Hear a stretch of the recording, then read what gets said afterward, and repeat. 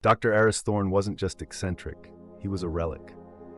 While other marine archaeologists chased grant money and published papers on Roman shipwrecks, Thorne haunted dusty university archives, his fingers tracing maps far older than any charted coastline. His fixation? The Lost City of Atlantis. Not the whimsical paradise of children's books, but a terrifying void in history, a civilization swallowed whole, leaving behind only whispers and the nagging absence of a legendary genius, Dr. Alistair Finch. Finch had been more than Thorne's mentor. He was the reason Thorne breathed, lived, and obsessed over the deep. Finch had vanished 6 years ago in the infamous Dragon's Triangle, leaving behind a wake of speculation and a gaping hole in Thorne's world. The official report cited a rogue storm, equipment failure, and an unfortunate accident. Thorne knew better. Finch was close, too close, to something profound, something that didn't want to be found. The academic community, however, had long since written Thorne off as a fringe theorist, his fervent belief in Atlantis a dangerous obsession, a delusion fueled by grief. They called him mad, he called them blind.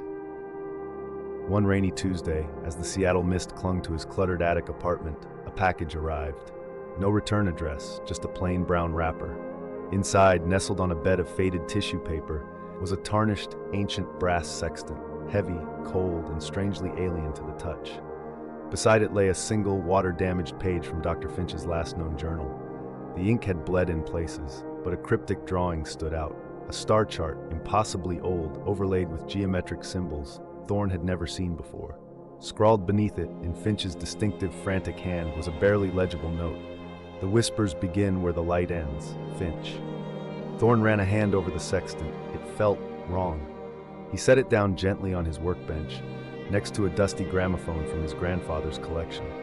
On a whim, he spun a record, a crackling jazz tune from the 40s. As the melancholic trumpet wailed, the sextant reacted. A faint, pulsating glow, barely perceptible, emanated from its weathered surface, synchronized with a particular frequency in the music. It was subtle, almost imperceptible, but Thorne saw it. His heart hammered against his ribs. This wasn't some antique trinket. This was a key. The star chart, the sextant, Finch's final words, it all clicked into place. Finch wasn't just searching for Atlantis. He'd found a path to it, a secret location deep within the Challenger Deep, a place of crushing pressure and eternal darkness, a place Finch was rumored to be investigating before his disappearance. The sextant, he realized, was more than just a navigational tool. It was a beacon, or perhaps a warning. Reignited with a terrifying clarity, Thorne immediately sought funding. He drafted proposals, cold-called universities, and presented his findings to skeptical boards. He was met with polite dismissals, thinly veiled condescension, and outright laughter. Dr. Thorne, one dean had stated, "Your theories are fantastical. We cannot justify diverting resources to a ghost hunt." His reputation, already fragile, crumbled further. Just as despair began to settle in, an email arrived. Sender Silas. The message was terse, to the point. "I understand your need for unconventional research. I am prepared to fund your expedition fully. My only condition, I choose the crew and the vessel. Your discoveries remain yours, but my resources are at your disposal." Intrigued? Thorne stared at the screen, a chill creeping up his spine despite the sudden surge of hope. Silas's motives remained veiled, a dark curtain drawn across a hidden agenda. It reeked of desperation, opportunity, and something else, something unsettling. But the siren call of Atlantis and the desperate need to find out what happened to Finch outweighed his trepidation. He typed his reply, "Consider me intrigued." Little did he know, he wasn't just accepting a research grant. He was signing a contract with the abyss itself. The Triton was a marvel of modern engineering, a sleek black behemoth slicing through the churning waves of the Pacific. Dr. Aris Thorne stood on the bridge, the hum of the ship's powerful engines a low thrum beneath his feet. Silas, true to his word, had spared no expense. But the luxury of the vessel did little to calm the unease settling in Thorne's gut. The crew, handpicked by Silas, was highly professional, yet they moved with a quiet efficiency that felt almost practiced. Captain Eva Rostova, the Triton's pragmatic first mate, stood by the holographic navigation table, her sharp gaze sweeping across the vast expanse of ocean on the screen. She was all business, her skepticism of Thorne's quest palpable in the crisp commands she issued. "Doctor," she'd said during their initial briefing, her voice devoid of warmth, "we're here to chart anomalies, not chase urban legends. Keep your theories to yourself unless they show up on my sonar." Thorne respected her professionalism, even if he bristled at her dismissive tone. Then there was Ben Carter, the sonar expert, a young man barely out of his 20s with an unhealthy reliance on energy drinks and an even unhealthier nervous twitch. Ben was brilliant with the tech, but the deep ocean, Thorne suspected, was already getting to him. As they approached the coordinates gleaned from Finch's cryptic star chart, a precise point within the desolate expanse of the Challenger Deep, the atmosphere aboard the Triton began to shift. It started subtly. The ship's internal comms would crackle with static, then clear. Navigation screens would flicker, then normalize. Small, insignificant glitches that Eva initially dismissed as standard deep-sea interference. But then the sounds began. At first, it was just a faint, rhythmic pulsing, barely audible above the ship's machinery. A low thrum, like a giant, slow heartbeat resonating through the hull. It seemed to come from everywhere and nowhere, worming its way into the dreams of the crew. Thorne himself woke in a cold sweat one night, convinced he'd heard distant, guttural chanting echoing in his head. Ben, looking increasingly hollow-eyed, reported fleeting, bizarre anomalies on the sonar. "It's patterns, Captain," he stammered, pointing at wavering green lines on his screen. "Not like fish, not like rock. Too symmetrical, like something's moving down there, something huge." Eva just frowned, but Thorne felt a cold dread trickle down his spine. This was it, the whispers. They deployed a deep-sea submersible, a heavily reinforced probe designed for extreme pressures. As it descended into the perpetual twilight zone, the sextant Thorne had brought along, sitting on a specialized pedestal in the Triton's lab, began to hum, its brass surface emitting a stronger, steady glow. On the main view screen, the probe's powerful lights cut through the inky blackness, revealing a sight that stole the breath from every throat on the bridge. Beneath them, at a depth where no natural formation should exist, lay a colossal, perfectly circular depression, miles across, its edges too precise, too geometric to be a geological accident. It was a scar on the ocean floor, too vast to comprehend.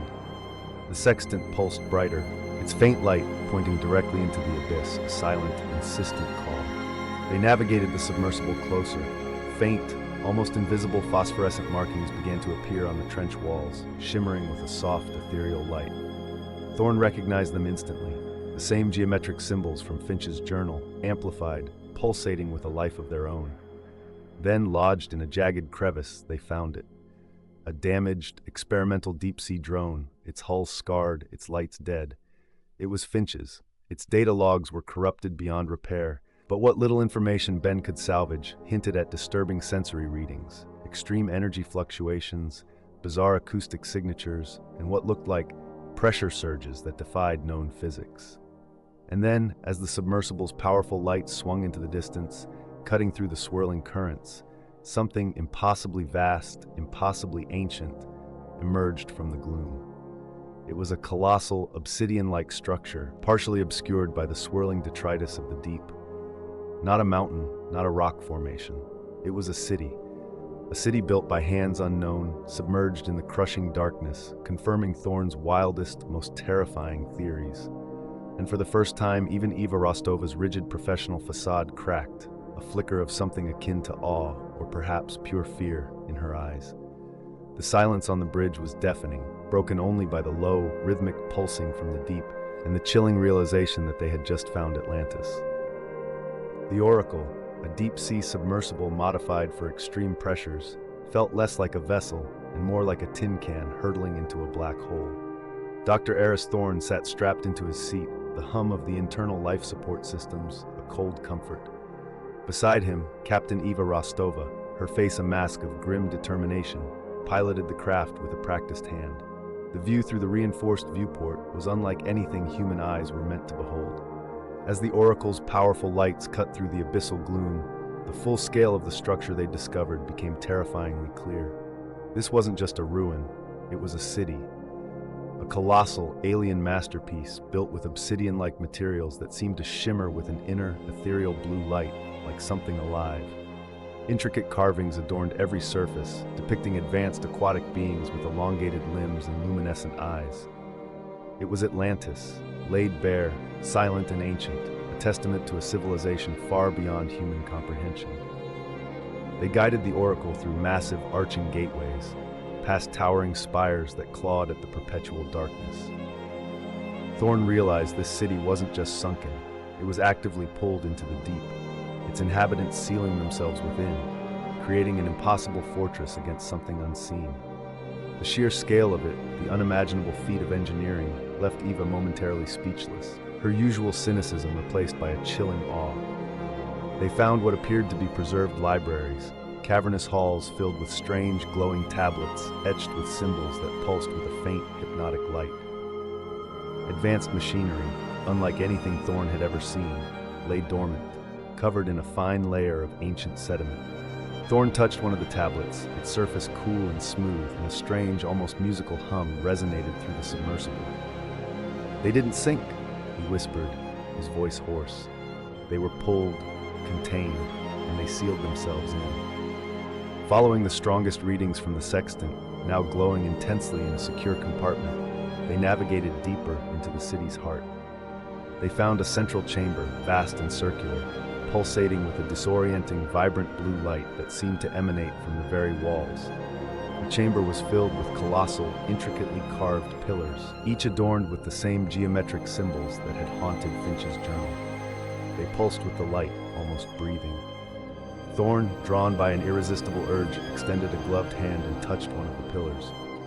The moment his fingertips made contact, the low, rhythmic sounds from the abyss intensified, a deafening thrum that vibrated through the oracle's hull. Then, a jarring mental echo slammed into his mind. It wasn't a vision, not exactly. It was a sensory overload, a fleeting, terrifying kaleidoscope of images. Towering waves crashing over a golden city, panicked screams, the crushing weight of water, and a collective, overwhelming psychic cry of despair and pure, unadulterated terror. It was a scream from millions of voices, silenced in an instant.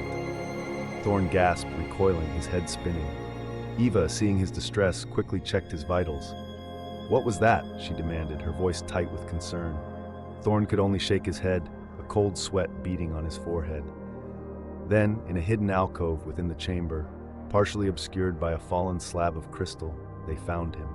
Dr. Alistair Finch.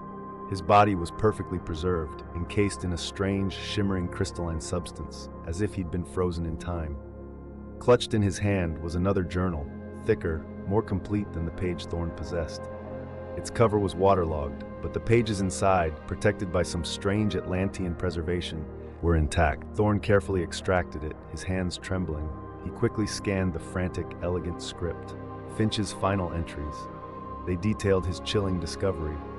Atlantis was not merely a city, it was a containment vessel, a prison for an ancient, sentient entity, a force that had drawn the city into the deep, not to destroy it but to prevent its escape. Finch, in his brilliant but reckless pursuit of knowledge, had stumbled upon the entity, and in doing so, had accidentally begun to awaken it. The whispers he'd mentioned were not just psychic resonance. They were the desperate warnings of the Atlantean inhabitants, a collective plea to seal the entity back within its eternal slumber. The entity, Finch's journal chillingly revealed, fed on fear and despair. It grew stronger with each tremor of apprehension, each flicker of panic. And by merely being there, by disturbing its ancient slumber, Thorne and his crew were providing a feast. The deep, the crushing pressure, the unsettling quiet, it was all part of the entity's domain, a carefully constructed trap. And they had just walked right into it. The chilling revelation from Finch's journal hung heavy in the oracle's cramped cabin. Atlantis, a prison. The rhythmic pulsing that had haunted them since the surface now resonated with a sinister new intensity, a dark thrum against the very fabric of their sanity. Dr. Aris Thorne gripped the journal, his knuckles white. "It's waking up," he whispered, the words barely audible over the growing hum of the city around them. As if in response, the ethereal blue lights that illuminated the vast central chamber began to flicker erratically, like a dying heart struggling for a final beat.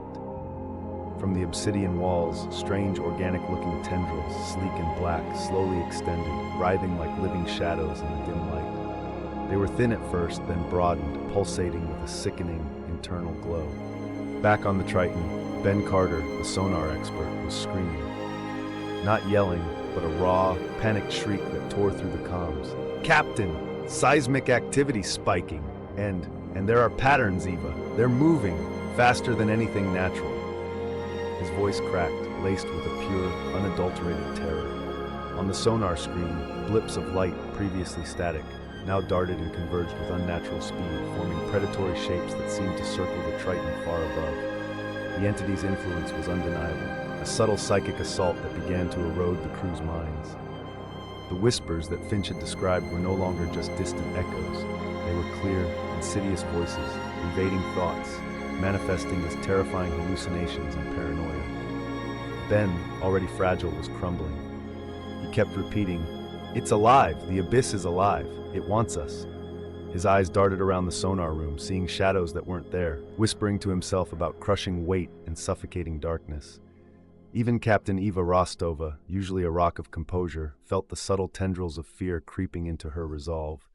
She saw fleeting images of her family drowning, heard distorted screams, felt an inexplicable urge to abandon ship. She fought it, her jaw tight, but the effort was immense.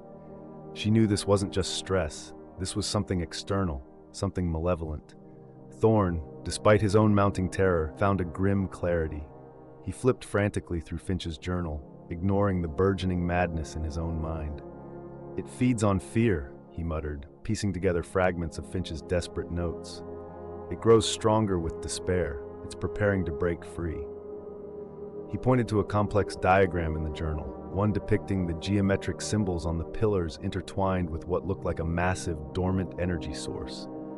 These symbols, the sextant, they're a lock, or a key. Finch was trying to put it back to sleep. Following a series of barely decipherable clues in Finch's final entries, Thorne and Eva navigated the Oracle through a labyrinth of darkened corridors, the slithering tendrils on the walls growing thicker, pulsating faster. They found it, a final, heavily protected chamber. The entrance was sealed by an intricate energy field, pulsing with the same blue light as the city. Inside, bathed in a low, flickering glow, sat a single, impossibly advanced piece of Atlantean technology, a massive crystalline apparatus, humming with a deep, resonant tone. Finch had meticulously labeled it the Guardian, designed to keep the entity dormant. Finch's journal provided partial instructions on how to reactivate it, but also a stark warning: immense personal risk. "The Guardian demands a psychic sacrifice," Finch had scrawled, his hand clearly shaking. "A complete, utter suppression of self, of fear, of everything that makes you, you." Suddenly, the comms crackled to life. "Thorne," a voice hissed, distorted and chillingly familiar. It was Silas. "You found it. Excellent. But you won't be putting it back to sleep, boy. I knew about the entity. I wanted it awakened. Imagine, Aris. Power. True power. The universe bends to a will that can command primal fear." Silas's laugh was a dry, rasping sound that turned Thorne's blood cold. Finch was a useful idiot, a trailblazer, and now you are too. My men will prevent you from interfering. The world is about to know true despair. Thorne felt a profound dread. Silas wasn't just an investor. He was a manipulator, a true architect of chaos. And they were trapped in the belly of the beast, with Silas's agents closing in and the entity itself waking up for its long-awaited feast. The abyss was about to truly show its teeth. Silas's chilling laughter still echoed in Thorne's mind as alarms blared through the Oracle's comms. "Intruder alert, Deck 3, all hands to stations." Captain Eva Rostova slammed her fist on the console. He sent them, saboteurs. Above them, on the Triton, a fierce, desperate struggle had begun. Silas's men, disguised as additional crew or security, had made their move, attempting to cripple the ship and ensure the entity's release. Down in Atlantis, the awakening entity was a tangible force. The obsidian tendrils now pulsed with a malevolent, sickly green light, coiling and writhing around the central chamber. The rhythmic thrumming intensified, vibrating not just through the submersible, but through Thorne's very bones. Visions, horrifying and disjointed, slammed into his mind. A crushing wave of despair, the taste of salt and fear, an endless, voiceless scream. "We have to activate the Guardian," Thorne yelled over the din, gesturing frantically at Finch's journal. "Now!" Eva, despite the calm's chaos and the growing fear in her own eyes, remained remarkably focused. "Ben, report," she barked into the mic. "They're everywhere, Captain. They've got the comms, they're trying to disable the thrusters." Ben's voice was hoarse, punctuated by grunts and the crash of breaking equipment. "But I'm trying to get a signal through. Just focus on the Guardian, Thorne." Thorne pored over Finch's scribbled notes, the complex diagrams of the Guardian's crystalline structure. Finch had warned that activating it required an immense psychic toll, a complete suppression of fear, a willingness to sacrifice. This was what Finch had attempted and failed, consumed by the entity's influence, his fear turning him into a crystalline relic. As Thorne worked, manipulating the strange Atlantean controls with a mix of instinct and Finch's instructions, the Oracle itself shuddered violently. A massive, shadowy form pulsed just beyond the viewport, its immense size hinted at by the way it blotted out the distant ethereal glow of the city. The entity. It was directly outside, its consciousness pressing against the submersible, testing their resolve, feeding on their every tremor of apprehension. "He's trying to overwhelm us," Thorne gritted out, sweat beading on his forehead. "Trying to make us afraid. It's the only way he can break free." Suddenly, Eva's comms crackled back to life. "Thorne, I got a brief lock on Silas's comms. He's trying to transmit a pulse, something that will shatter the Guardian's core." Time was running out. Thorne knew he had to push past the fear, past the instinct for self-preservation. He had to be a blank slate, an empty vessel for the Guardian to work. He closed his eyes, focusing on Finch, on the lost civilization, on the terrifying power that threatened to engulf the world. He pushed back against the psychic assault, channeling every ounce of his will into the activation sequence. On the Triton, Eva, fighting hand-to-hand with Silas's well-armed mercenaries, snarled a command into her own comm. "Ben, override their comms. Give Thorne whatever power you can for the Guardian." Ben, battered and bruised, managed to reroute auxiliary power directly to the Oracle, sending a surge of energy into the ancient Atlantean machine. Below, in the silent depths, the Guardian hummed to life, its crystalline facets beginning to glow with an intense, pure white light that pushed back against the sickly green tendrils. The city of Atlantis shuddered, a colossal groan echoing through the abyss. The entity recoiled, a vast, unseen horror shrieking in psychic agony. The Guardian successfully sealed the entity, the white light pulsing, then settling into a steady, soft glow. But the process was incomplete. A portion of the entity's power, a chilling, insidious resonance, remained. Thorne felt it, lodged deep within his mind, a constant, faint whisper. The city of Atlantis, once again dormant, began to sink even deeper into the abyssal trench, its ancient secrets receding into the crushing darkness. Silas, his face contorted in a final snarl of rage as his sabotage failed, was consumed by the retreating darkness, his remaining forces swallowed by the crushing depths. Thorne and Eva, battered but alive, managed to pilot the Oracle back to the Triton, its hull groaning under the strain. They had survived, but they were irrevocably changed. The knowledge of what lurked beneath, of the silent, predatory consciousness that had almost broken free, would haunt them forever. Back on the surface, months later, in his cluttered attic apartment, Dr. Aris Thorne sat by the window. The brass sextant, now pulsating with a faint, almost imperceptible internal light, rested on his desk. The whispers from the abyss were still there, faint but present, a constant, chilling reminder. He knew the entity was resealed, for now. But a part of its darkness, a chilling resonance, now resided within him. He was a guardian of a secret too terrifying to share, a silent sentinel against the tide of what might one day rise. The abyss had claimed its secret, and Thorne had paid the price. And as he gazed out at the endless expanse of the ocean, he knew, with a terrifying certainty, that some whispers once heard can never truly be silenced.